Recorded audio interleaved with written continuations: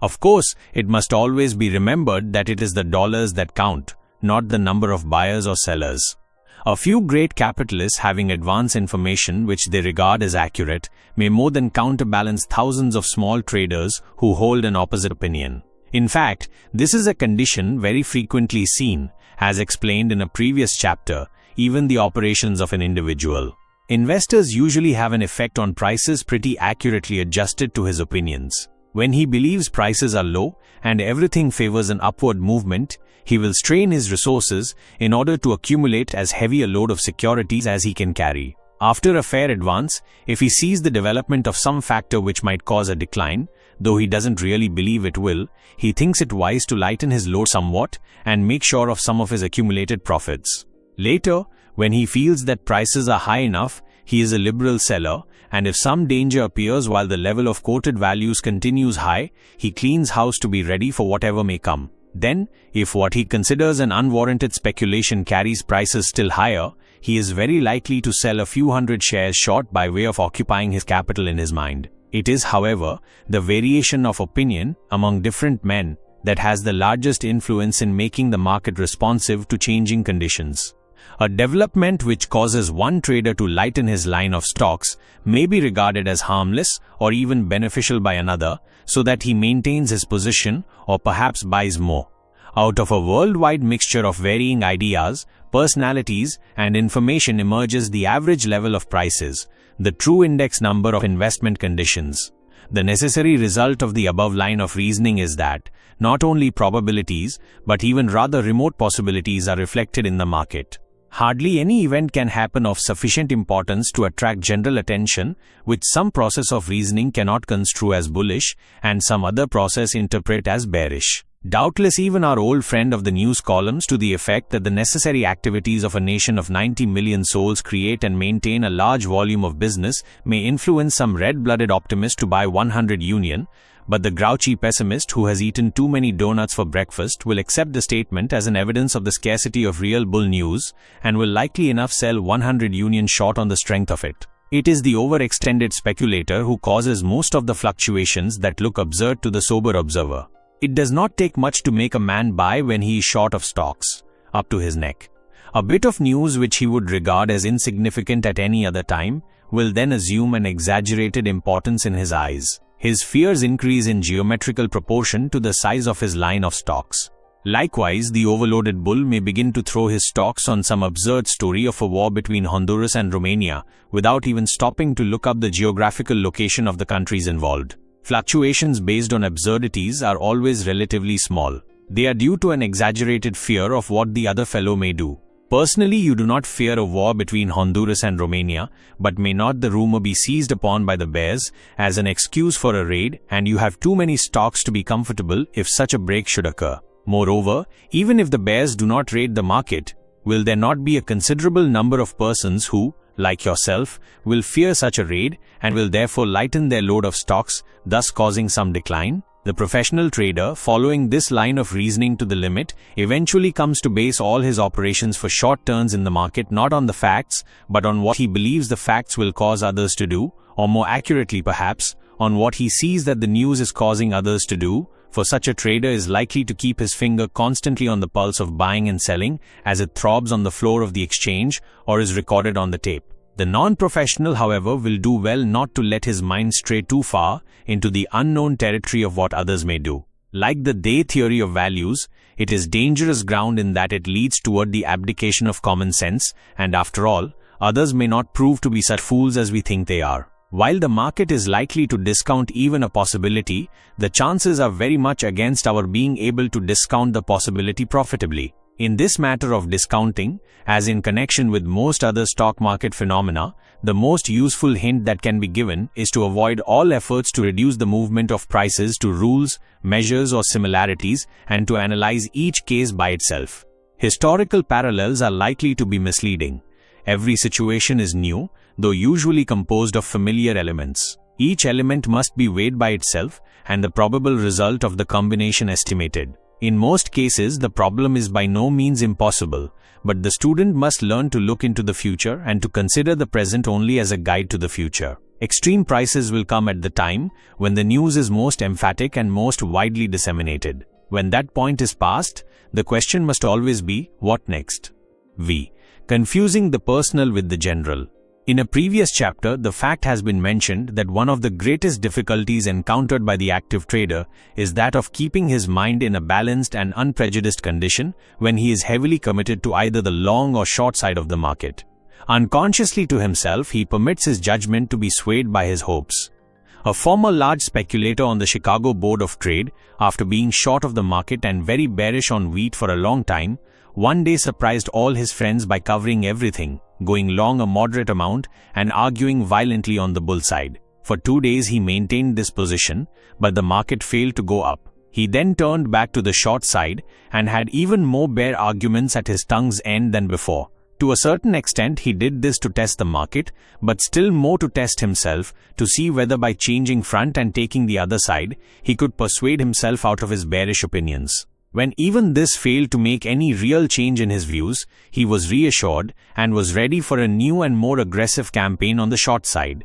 There is nothing peculiar about this condition. While it is especially difficult to maintain a balanced mind in regard to commitments in the markets, it is not easy to do so about anything that closely touches our personal interests. As a rule, we can find plenty of reasons for doing what we very much want to do, and we are still more prolific with excuses for not doing what we don't want to do. Most of us change the old sophism, whatever is right, to the more directly useful form, whatever I want is right. To many readers will occur at once the name of a man prominent in public life, who seems very frequently to act on this motto. If Smith and Jones have a verbal agreement which afterwards turns out to be greatly to Jones's advantage, Smith's recollection is that it was merely a loose understanding which could be cancelled at any time, while Jones remembers it to have been a definite legal contract, perfectly enforceable if it had only been written. Talleyrand said that language was given us for the purpose of concealing thought. Likewise, many seem to think that logic was given us for the purpose of backing up our desires. Few persons are so introspective as to be able to tell where this bias in favor of their own interests begins and where it leaves off. Still fewer bother to make the effort to tell. To a great extent, we train our judgment to lend itself to our selfish interests. The question with us is not so much whether we have the facts of a situation correctly in mind as whether we can put it over. When it comes to buying and selling stocks, there is no such thing as putting it over. The market is relentless. It cannot be budged by our sophistries. It will respond exactly to the forces and personalities which are working upon it, with no more regard for our opinions than if we couldn't vote. We cannot work for our own interests, as in other lines of business. We can only fit our interests to the facts. To make the greatest success, it is necessary for the trader to forget entirely his own position in the market, his profits or losses, the relation of present prices to the point where he bought or sold, and to fix his thoughts upon the position of the market. If the market is going down, the trader must sell, no matter whether he has a profit or a loss, whether he bought a year ago or 2 minutes ago. How far the average trader is from attaining this point of view is quickly seen from his conversation, and it is also true that a great deal of the literature of speculation absolutely fails to reach this conception.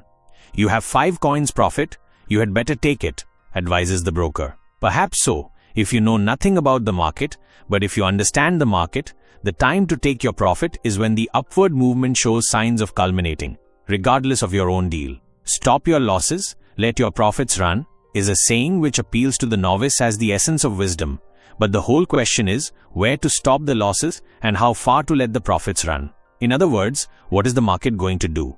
If you can tell this, your personal losses and profits will take care of themselves. Here is a man who has done a great deal of figuring and has proved to his own satisfaction that 7 points is the correct profit to take in Union Pacific, while losses should be limited to 2.5 points. Nothing could be more foolish than these arbitrary figures. He is trying to make the market fit itself around his own trades, instead of adapting his trades to the market. In any broker's office, you will notice that a large part of the talk concerns the profits and losses of the traders. Brown had a profit of 10 points and then let it get away from him. "Great Scott," says his wise friend, "what do you want? Aren't you satisfied with 10 points profit?" The reply should be, though it rarely is, "Certainly not, if I think the market is going higher. Get them out with a small profit," I once heard one broker say to another. "If you don't, they will hang on and take a loss. They never get profit enough to satisfy them." A good policy probably, if neither the broker nor his customer had any real knowledge of the market, but mere nonsense for the trader who aims to be in the slightest degree scientific. The fact is that the more a trader allows his mind to dwell upon his own position in the market, the more likely it is that his judgment will become warped, so that his mind is blind to those considerations which do not fall in with his preconceived opinion. Until you try it, you have almost no idea of the extent to which you may be rendered unreasonable by the mere fact that you are committed to one side of the market. In the market, to be consistent is to be stubborn, someone has said, and it is true that the man of strong will and logical intellect is often less successful than the more shallow and volatile observer who is ready to whiffle about like the weathercock at any suspicion of a change in the wind. This is because the strong man has in this instance embarked upon an enterprise where he cannot use his natural force and determination. He can employ only his faculties of observation and interpretation. Yet, in the end, the man of character will be the more permanently successful because he will eventually master his subject more thoroughly and attain a more judicial attitude. The more simple-minded, after once committing themselves to a position, are thereafter chiefly influenced and supported by the illusions of hope. They bought probably as a result of some bullish development. If prices have advanced, they find that the market looks strong. A good deal of encouraging news comes out on the tickers, and they hope for large profits. After 5 points in their favor, they hope for 10, and after 10 they look for 15 or 20. On the other hand, if prices decline, they charge it to manipulation, bear raids, etc., and expect an early recovery. Much of the bear news appears to them to be put out maliciously in order to cause prices to decline further. It is not until the decline begins to cause a painful encroachment upon their capital that they reach the point of saying, if they can depress prices like this in the face of a bullish situation, what is the use of fighting them? By a flood of short sales, they can put prices down as much as they like, or something of the sort. Such traders are suffering merely from youth or lack of sound business sense, or both. They have a considerable period of study before them if they persist until they get permanently profitable results. Most of them, of course, do not persist. A much more intelligent class, many of whom are properly to be considered as investors, do not allow their position in the market to blind them so far as current news or statistical developments are concerned, but do permit themselves to become biased in regard to the most important factor of all, the effect of a change in the price level. They bought stocks in the expectation of an improved situation. The improved situation comes and prices rise. Nothing serious in the way of bear news appears. On the contrary, bull news continues plentiful. Under these conditions, they see no reason for selling. Yet there may be a most important reason for selling, namely, that prices have risen sufficiently to counterbalance the improved situation, and they would see and appreciate this fact if they were in the position of an uninterested observer.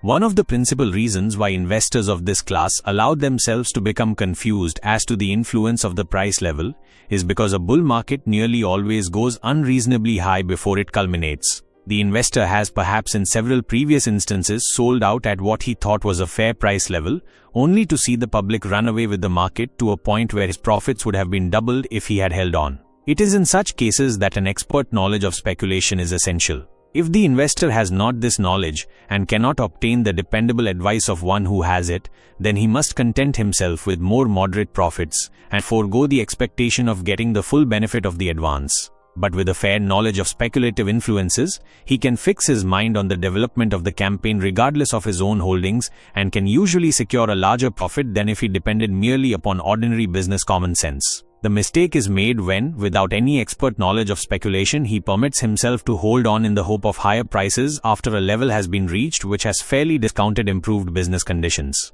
Not one trader in 1,000 ever becomes so expert or so seasoned as to entirely overcome the influence his position in the market exerts upon his judgment. That influence appears in the most insidious and elusive ways. One of the principal difficulties of the expert is in preventing his active imagination from causing him to see what he is looking for, just because he is looking for it. An example will make this clear. The expert has learned from experience, let us say, that the appearance of holes in the market is a sign of weakness. By a hole is meant a condition of the market where it suddenly and unaccountably refuses to take stock. A few hundred shares of an active stock are offered for sale.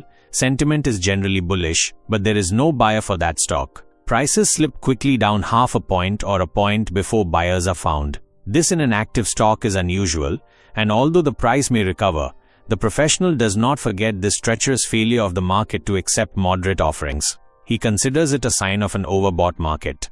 Now suppose the trader has calculated that an advance is about to culminate and has taken the short side in anticipation of that event. He suspects that the market is overbought but is not yet sure of it. Under these circumstances, any little dip in the price will perhaps look to him like a hole, even though under other conditions he would not notice it or would think nothing about it. He is looking for the development of weakness, and there is danger that his imagination may show him what he is looking for, even though it isn't there. The same remarks would apply to the detection of accumulation or distribution. If you want to see distribution after a sharp advance, you are very likely to see it. If you have sold out and want to get a reaction on which to repurchase, you will see plenty of indications of a reaction. Indeed, it is a sort of proverb in Wall Street that there is no bear so bearish as a sold-out bull who wants a chance to repurchase.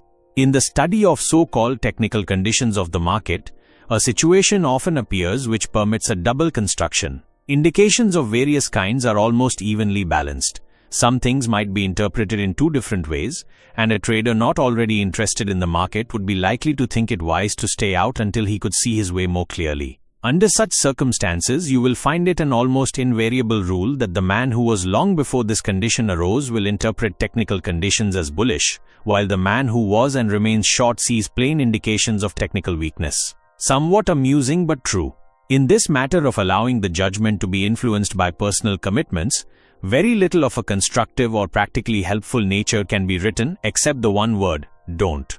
Yet when the investor or trader has come to realize that he is a prejudiced observer, he has made progress, for this knowledge keeps him from trusting too blindly to something which at the moment he calls judgment, but which may turn out to be simply an unusually strong impulse of greed. It has often been noted by stock market writers that since the great public is bearish at the bottom and bullish at the top, it could make its fortune and beat the multimillionaires at their own game by simply reversing itself, buying when it feels like selling and selling when it feels like buying. Tom Lawson, in the heyday of his publicity, seems to have had some sort of dream of the public selling back to Standard Oil capitalists the stocks which it had bought from them, and thus bringing everything to smash in a heap, the philanthropic Thomas doubtless being first properly short of the market. This wrong-headedness of the public no longer exists to the same extent as formerly. A great number of small investors buy and sell intelligently, and there has been a most noticeable falling off in the gambling class of trade, much to the satisfaction of everyone, except perhaps the brokers who formerly handled such business. It remains true, nevertheless, that the very moment when the market looks strongest is likely to be near the top, and just when prices appear to have started on a straight drop to the 0 point is usually near the bottom. The practical way for the investor to use this principle is to be ready to sell at the moment when bull sentiment seems to be most widely distributed and to buy when the public in general seem most discouraged. It is especially important for him to bear this principle in mind in taking profits on previous commitments, as his own interests are then identified with the current trend of prices. In a word, the trader or investor who has studied the subject enough to be reading this book probably could not make profits by reversing himself, even if such a thing were possible, but he can endeavor to hold himself in a detached, unprejudiced frame of mind and to study the psychology of the crowd, especially as it manifests itself in the movement of prices. Versus the panic and the boom. Both the panic and the boom are eminently psychological phenomena. This is not saying that fundamental conditions do not at times warrant sharp declines in prices and at other times equally sharp advances, but the panic, properly so called, represents a decline greater than is warranted by conditions, usually because of an excited state of the public mind accompanied by exhaustion of resources, while the term boom is used to mean an excessive and largely speculative advance. There are some special features connected with the panic and the boom which are worthy of separate consideration. It is really astonishing what a hold the fear of a possible panic has upon the minds of many investors. The memory of the events of 1907 has undoubtedly operated greatly to lessen the volume of speculative trade from that time to the present, April 1912. Panics of equal severity have occurred only a few times in the entire history of the country, and the possibility of such an outbreak in any one month is smaller than the chance of loss on the average investment through the failure of the company. Yet the specter of such a panic rises in the minds of the inexperienced whenever they think of buying stocks. Yes, the investor may say, Reading seems to be in a very strong position, but look where it sold in 1907 at $70 a share.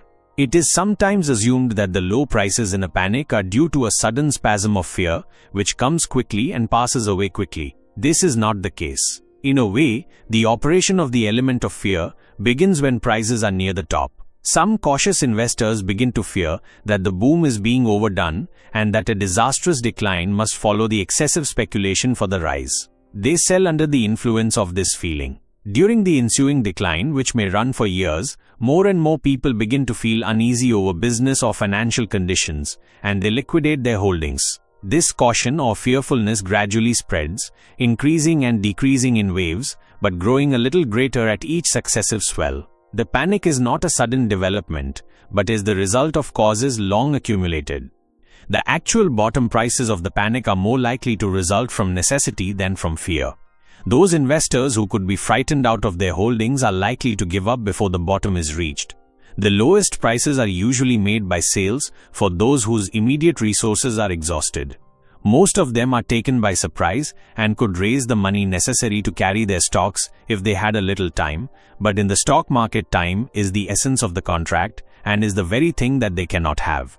The great cause of loss in times of panic is the failure of the investor to keep enough of his capital in liquid form. He becomes tied up in various undertakings so that he cannot realize quickly. He may have abundant property but no ready money. This condition in turn results from trying to do too much. Greed, haste, excessive ambition, and an oversupply of easy confidence as to the future.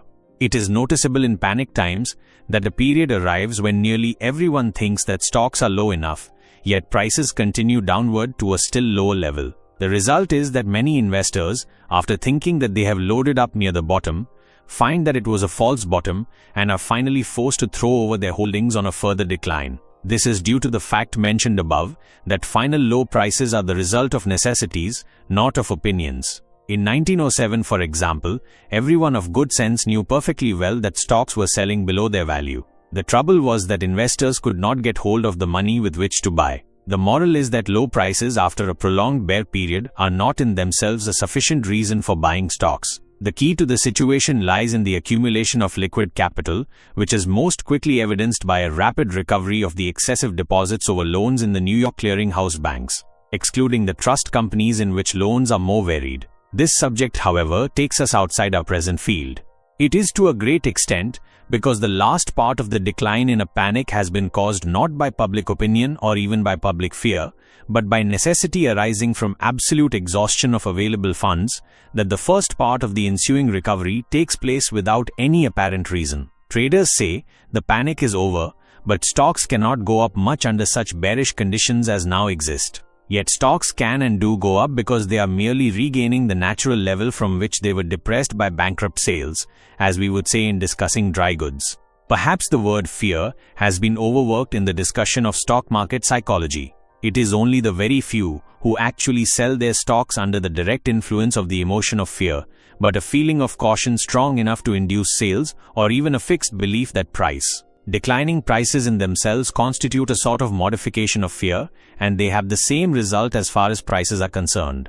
The effect of this fear or caution in a panic isn't limited to the selling of stocks, but is even more important in preventing purchases. It takes far less uneasiness to cause an intending investor to delay purchases than to precipitate actual sales by holders. For this reason, a small quantity of stock pressed for sale in a panicky market may cause a decline out of all proportion to its importance. The offerings may be small, but nobody wants them. It's this factor which accounts for the rapid recoveries that frequently follow panics. Waiting investors are afraid to step in front of a demoralized market, but once the turn appears, they fall over each other to buy. The boom is, in many ways, the reverse of the panic. Just as fear keeps growing and spreading until the final crash, so confidence and enthusiasm keep reproducing each other on a wider and wider scale, until the result is a sort of hilarity on the part of thousands of men, many of them comparatively young and inexperienced, who have made big money during the long advance in prices.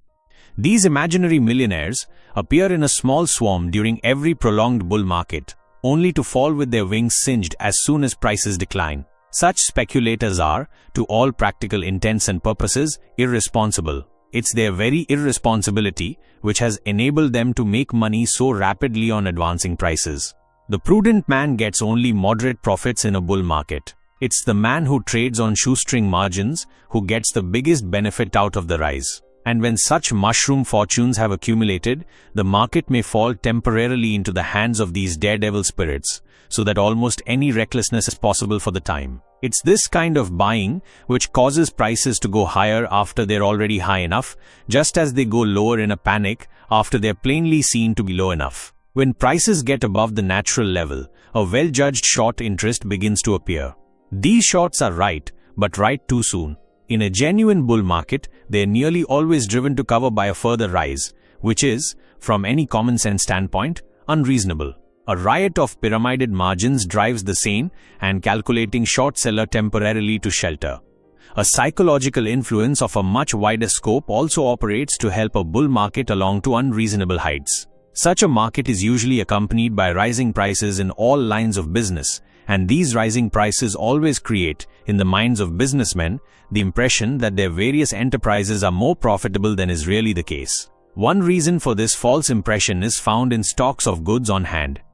Take the wholesale grocer, for example, carrying a stock of goods which inventories $10,000 in January 1909. On that date, Bradstreet's index of commodity prices stood at 8.26. In January 1910, Bradstreet's index was 9.23. If the prices of the various articles included in this stock of groceries increased in the same ratio as Bradstreet's list, and if the grocer had on hand exactly the same things, he would inventory them at about $11,168 in January 1910. He made an additional profit of $1,168 during the year without any effort, and probably without any calculation on his part.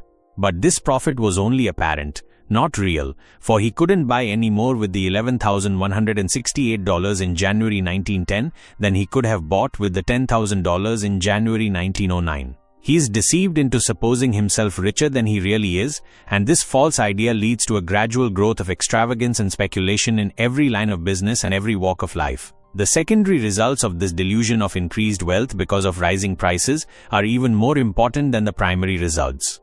A very tall man, Jashil, who lived in the town of Hampi, decides to spend this $1,168 for an automobile. This helps the automobile business. Hundreds of similar orders induce the automobile company to enlarge its plant. This means extensive purchases of material and employment of labor.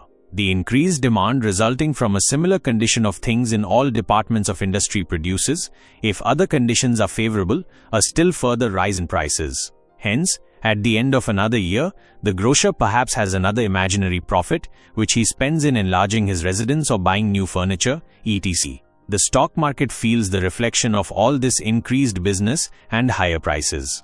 Yet the whole thing is psychological, and sooner or later, our grocer must earn and save by hard work, economical living, and shrewd calculation the amount he has paid for his automobile or furniture. Again, rising stock prices and rising commodity prices react on each other. If the grocer, in addition to his imaginary profit of $1,168, sees a 10% advance in the prices of various securities which he holds for investment, he is encouraged to still larger expenditures. And likewise, if the capitalist notes a 10% advance in the stock market, he perhaps employs additional servants and enlarges his household expenditures so that he buys more groceries. Thus, the feeling of confidence and enthusiasm spreads wider and wider like ripples from a stone dropped into a pond, and all of these developments are faithfully reflected by the stock market barometer. The result is that, in a year like 1902 or 1906, the high prices for stocks and the feverish activity of general trade are based,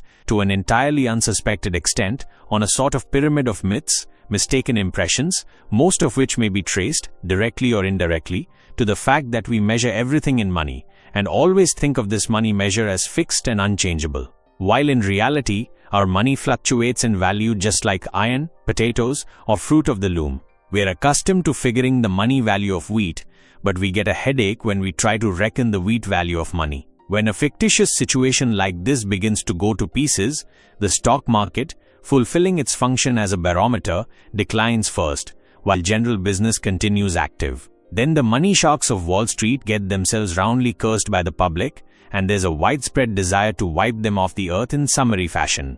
The stock market never finds itself popular unless it's going up, yet its going down undoubtedly does far more to promote the country's welfare in the long run, for it serves to temper the crash which must eventually come in general business circles and to forewarn us of trouble ahead so that we may prepare for it. It's generally more difficult to distinguish the end of a stock market boom than to decide when a panic is definitely over.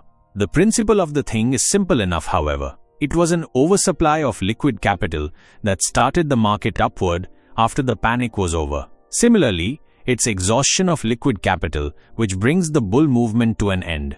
This exhaustion is shown by higher call money rates, loss of the excess of deposits over loans in New York clearinghouse banks, a steady rise in commercial paper rates, and a sagging market for high-grade bonds.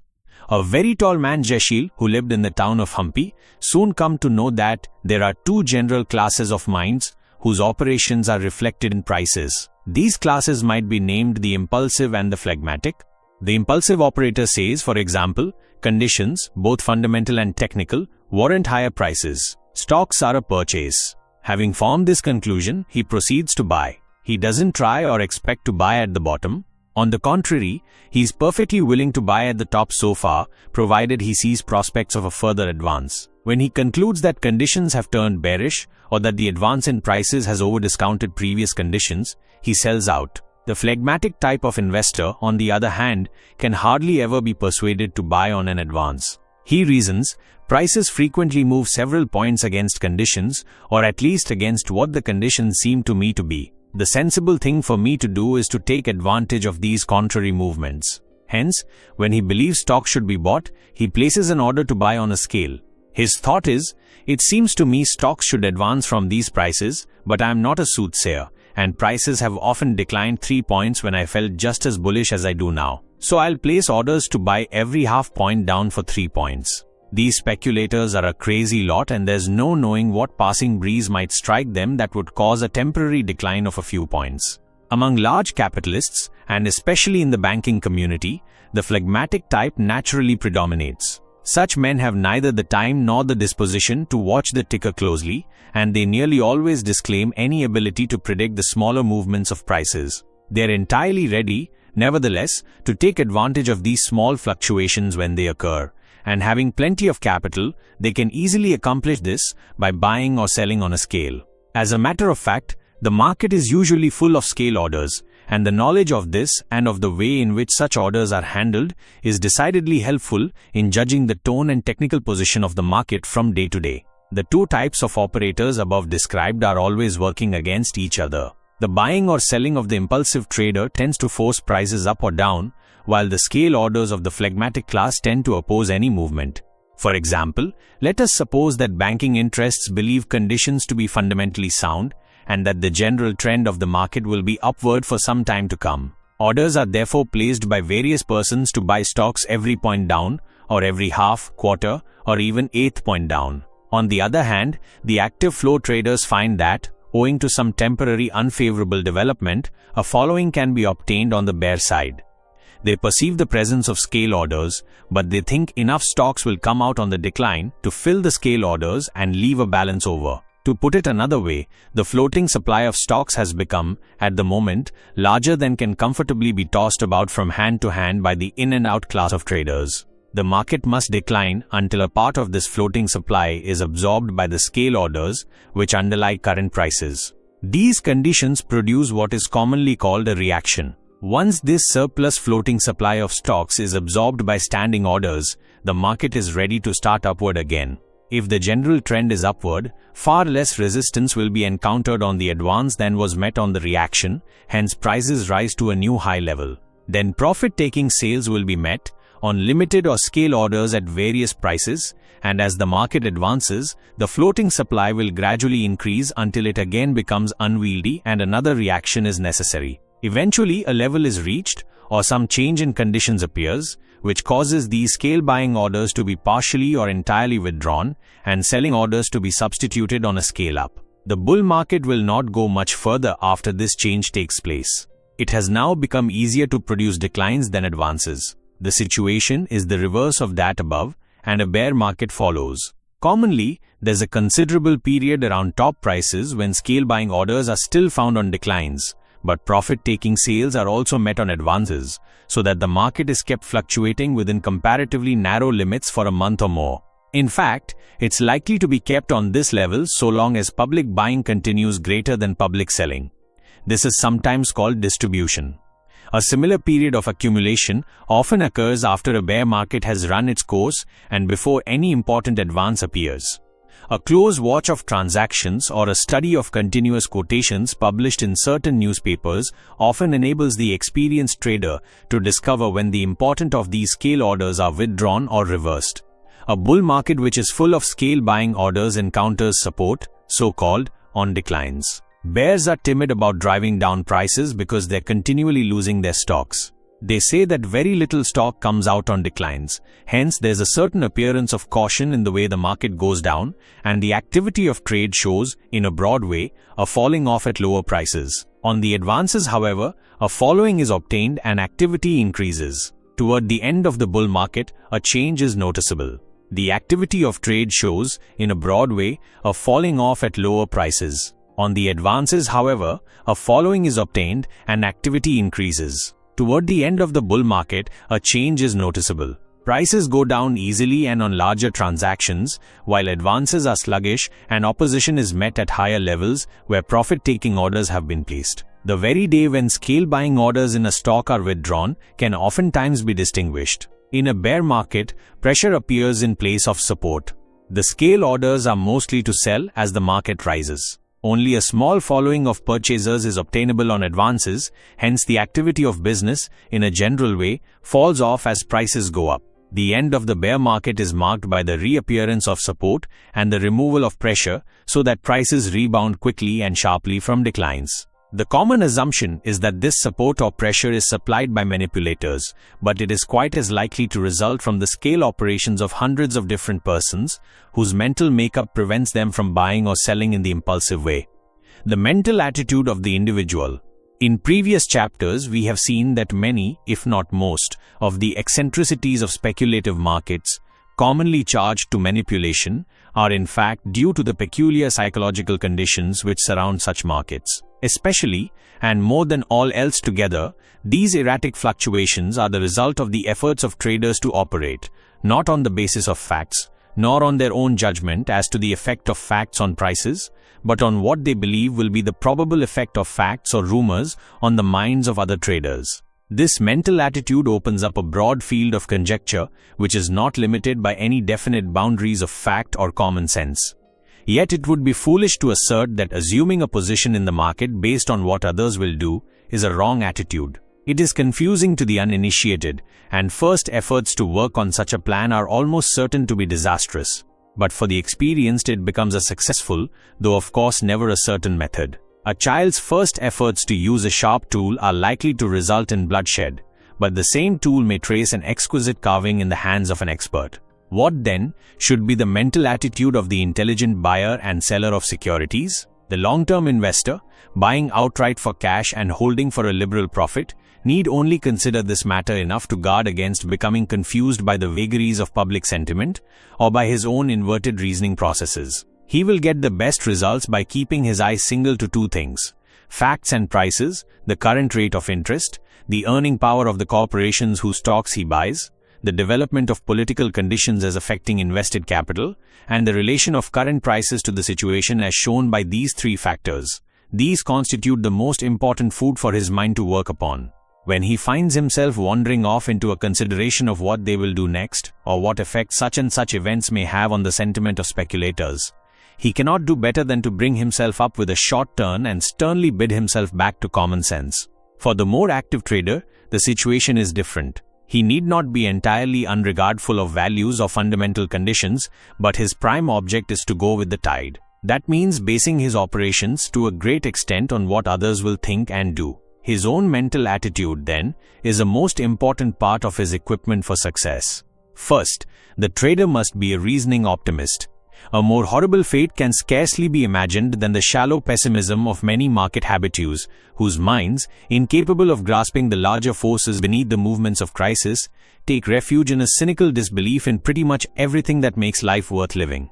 Owing to the nature of the business, however, this optimism must be of a somewhat different character from that which brings success in other lines. As a general thing, optimism includes the persistent nourishing of hope and aggressive confidence, the certainty that you are right, a firm determination to accomplish your end. But you cannot make the stock market move your way by believing that it will do so. Here is one case, at any rate, where new thought methods cannot be directly applied. In the market, you are nothing but a chip on the tide of events.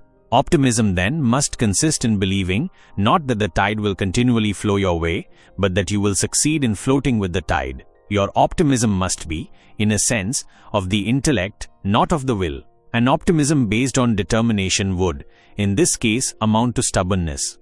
Another quality that makes for success in nearly every line of business is enthusiasm. For this, you have absolutely no use in the stock market. The moment you permit yourself to become enthusiastic, you are subordinating your reasoning powers to your beliefs or desires. Enthusiasm helps you influence other men's minds, but in the market you do not desire to do this unless you happen to be a big bull leader. You wish to keep your mind as clear, cool, and unruffled as the surface of a mountain lake on a calm day. Any emotion, enthusiasm, fear, anger, depression will only cloud the intellect. Doubtless, it would be axiomatic to warn the trader against stubbornness. It cannot be assumed that any operator would consciously permit himself to become stubborn. The trouble arises in drawing the line between, on the one hand, persistence, consistency, pursuit of a definite plan until conditions change, and on the other, stubborn adherence to a course of action which subsequent events have proved to be erroneous. A day in the country, with the market forgotten, or if necessary forcibly ejected from the thoughts, will often enable the trader to return with a clarified mind so that he can then intelligently convict or acquit himself of the vice of stubbornness. Sometimes it may become necessary to close all commitments and remain out of the market for a few days. One of the most common errors might be described as getting a notion. This is due to the failure or inability of the trader to take a broad view of the entire situation. Some particular point in the complex conditions which usually control prices appeals to him strongly and impresses him as certain to have its effect on the market. He acts on this single idea. The idea may be all right, but other counterbalancing factors may prevent it from having its natural effect. You encounter these notions every day in the street. You meet a highly conservative individual and ask him what he thinks of the situation. "I am alarmed at the rapid spread of radical sentiment," he replies. "How can we expect capital to branch out into new enterprises when the profits may be swept away at any moment by socialistic legislation? You say mildly that the crops are good, the banking situation sound, business active, etc. But all this produces no impression upon him. He has sold all his stocks and has his money in the banks. He is also sure to consider a stable line, but he doesn't tell you this. He will not buy again until the public becomes sane. The next man you talk with says, 'We cannot have much decline with the present good crop prospect. Crops lie at the basis of everything. With 9 billions of new wealth coming out of the ground and flowing into the channels of trade, we are bound to have prosperous conditions for some time to come. You speak of radicalism, adverse legislation, high cost of living, etc., but he thinks these are relatively unimportant compared with that $9 billion of new wealth. Of course, he is long of stocks. To make the worse appear the better reason," said Mr. Socrates some little time ago. "It is too bad we can't have Socrates' comments on Wall Street." The Socratic method applied to the average speculator would produce amusing results. Beware of saying, "This is the most important factor in the situation," unless the action of the market shows that others agree with you. Every human mind has its own peculiarities, so presumably yours has, though you can't see them plainly, but the stock market is the meeting of many minds. Having every imaginable peculiarity, however important some single factor in the situation may appear to you, it is not going to control the movement of prices regardless of everything else. An exaggerated example of getting a notion is seen in the so-called hunch. This term appears to mean, when it means anything, a sort of sudden welling up of instinct so strong as to induce the trader to follow it regardless of reason. In many cases, the hunch is nothing more than a strong impulse. Almost any businessman will say at times, "I have a feeling that we ought not to do this," or "Somehow I don't like that proposition," without being able to explain clearly the grounds for his opposition. Likewise, the hunch of a man who has watched the stock market for half a lifetime may not be without value. In such a case, it doubtless represents an accumulation of small indications, each so trifling or so evasive that the trader cannot clearly marshal and review them even in his own mind. Only the experienced trader is entitled to a hunch. The novice, or the man who is not closely in touch with technical conditions, is merely making an unusual ass of himself when he talks about a hunch. The successful trader gradually learns to study his own psychological characteristics and allow to some extent for his customary errors of judgment. If he finds that he is generally too hasty in reaching a conclusion, he learns to wait and reflect further.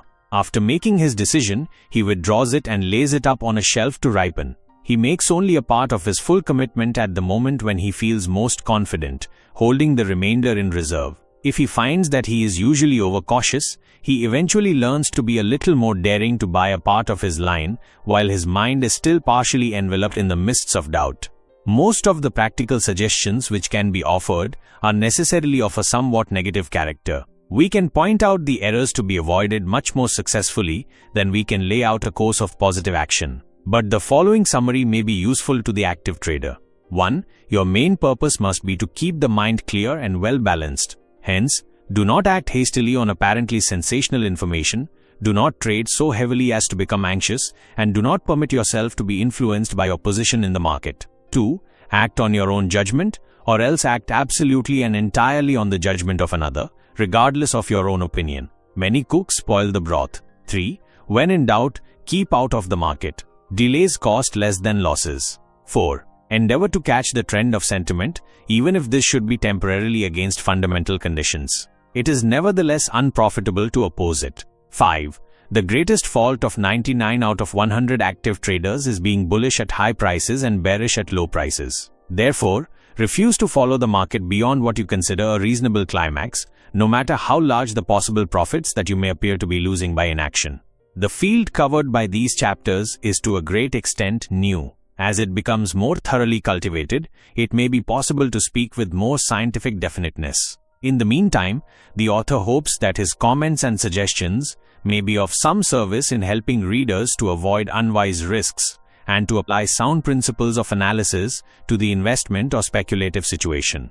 The Magazine of Wall Street. Articles by practical, authoritative writers discuss each month business and investment conditions, the future, not the past. Fundamental statistics, as they bear upon financial conditions. Special opportunities in bonds, pointed out by a well-known expert. Bargains in stocks, as indicated by earning power. Railroad and industrial reports, analyzed and interpreted. Digest of investment news, condensed from all authentic sources. The market outlook, factors beneath the surface of current events. Cotton and grain, articles by practical students of the situations. Inquiries, a suggestive department of answers by conservative authorities. Dividend calendar, showing in advance when books close. Scientific methods of investment, explained in special articles. Analysis of traders' accounts, etc., showing right and wrong methods. 25 cents a copy, $3 a year. 14 Methods of operating in the stock market, contains some of the best ideas printed in the Magazine of Wall Street. Bound in leather, $1 postpaid. The tried and tested methods of market experts are here collected for the first time. Contents. Principles of price movements, the fundamental basis of market changes by Thos F. Woodlock, member NY Stock Exchange. A scale plan, recommended by Chas H. Dow, formerly of Dow, Jones and Company. Methods of forecasting the market, by Roger W. Babson, the eminent statistician. Taking an investment position, by Henry Hall, the prominent financial writer. The study of volumes, practical methods of applying recognized stock market principles. A sign of bull moves. A principle which shows when stocks are scarce. A stop order method, successfully used by an experienced trader. How to judge the market from the tape, by Rollo Tape. A successful account from Small Capital and Sound Methods. Method of forecasting a great rise. How a small trader built up a fortune. When to buy bankrupt stocks, illustrated with charts and diagrams. Pocket size. The Magazine of Wall Street, formerly the Ticker and Investment Digest. The most important factor in trading or investing is the knowledge of the trend. It is better to know which way the general market is likely to swing than to know earnings, dividends, or fundamentals. The tape gives very definite indications as to the immediate future. Our trend letter N, written from the tape, contains this information.